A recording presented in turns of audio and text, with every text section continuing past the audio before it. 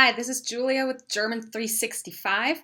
The last episode we talked about verb conjugations. Today I want to talk a little bit more about verb types and how they might impact change in the conjugation patterns.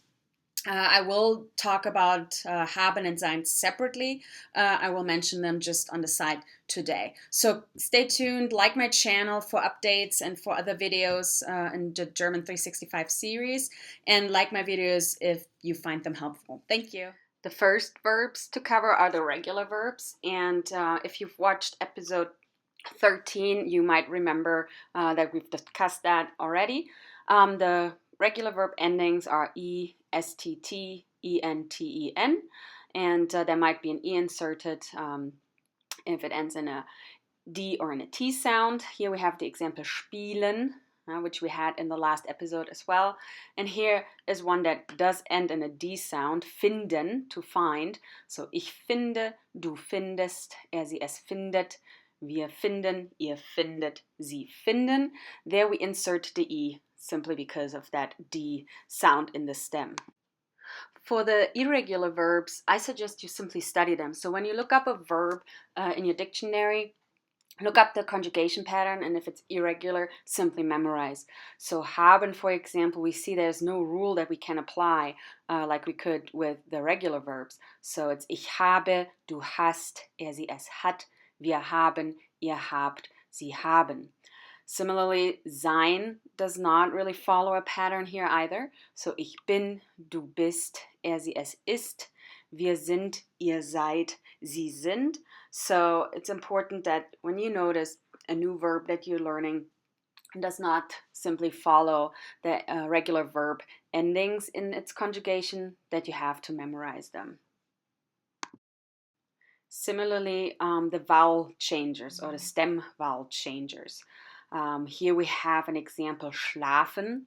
We see that the vowel changes from the a to the e in the second and the third person singular. So again, when you look up a verb, you want to make sure that you identify them as a stem vowel changer if they are one. And we have just a few different vowel changes that can appear. So we have the a to the e to the I, and the e to the I. The examples I've given here are very common. So we have fahren, to drive, turns into fährst and fährt in second and third person singular, sehen, to see, siehst and sieht, and geben, to give, gibst and gibt. Let's turn to the inseparable prefix verbs. They're pretty straightforward. So if you have an inseparable prefix such as fair, then nothing really happens. You simply conjugate the verb as it is, a regular or irregular verb. In this we have the example vermissen, to miss. Ich vermisse, du vermisst, sie es vermisst, wir vermissen, ihr vermisst, sie vermissen. We see it ends in an S sound, so we do not insert the extra S in second person singular. Separable prefix verbs are a little bit different, but not really that much more complicated. So what we do is the prefix that's separable, so you can take it away, goes to the end of the sentence. So when you conjugate it, it won't be in front of the verb anymore.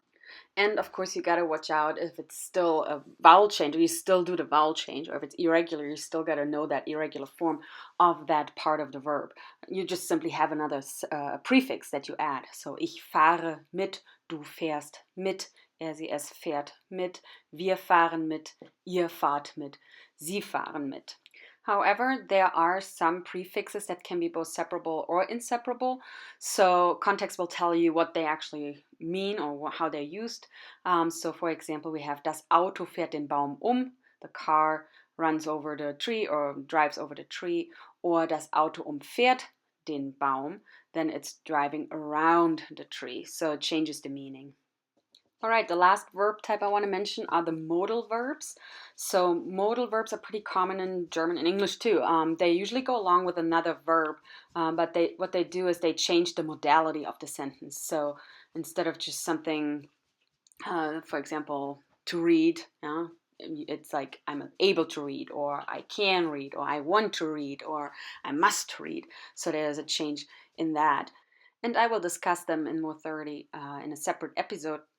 But for now, memorize können, can, müssen, must, dürfen, to be allowed to, sollen, should, and wollen, to want. And their conjugations are something you want to memorize as well. Here we have the example of dürfen. But as I said, I will cover that separate. All right, that's it about the different verb types and the conjugation patterns of such. The next episode will be haben and sein. Will be on the conjugations of haben and sein. Those are very important in German, so make sure you watch that episode and study their conjugation pattern. Other than that, please feel free to like my videos and subscribe to my channel for future updates. Thank you.